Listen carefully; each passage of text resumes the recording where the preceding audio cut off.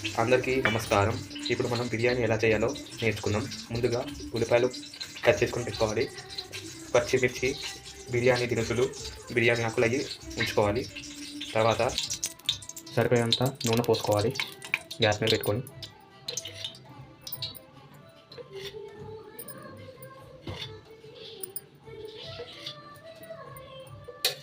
నూనె వేసుకున్న తర్వాత నెయ్యి కొంచెం వేసుకోవాలి. నూనె కాగిన తర్వాత బిర్యానీ దినుసులు, బిర్యానీ ఆకులు వేసుకోవాలి. అవి వేగిన తర్వాత ఉల్లిపాయలు వేసుకోవాలి.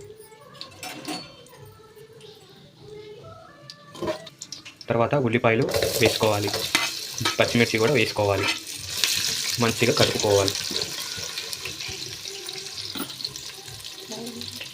వేగనివ్వాలి.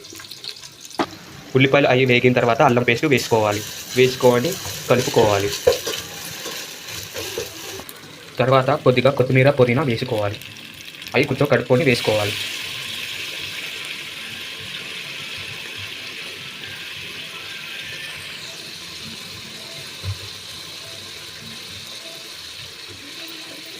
కలుపుకోవాలి. దానిలో 3 గ్లాసుల బియ్యం ఒక గిన్నెలో తీసుకొని 5 గ్లాసుల ఎసర పోసుకోవాలి. బియ్యాన్ని వేగిన వాటిలో వేసుకోవాలి.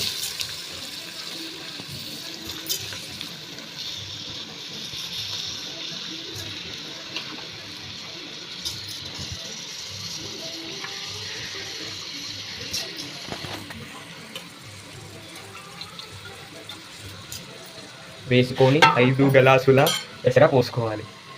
కొంచెం గరం మసాలా వేసుకోవాలి.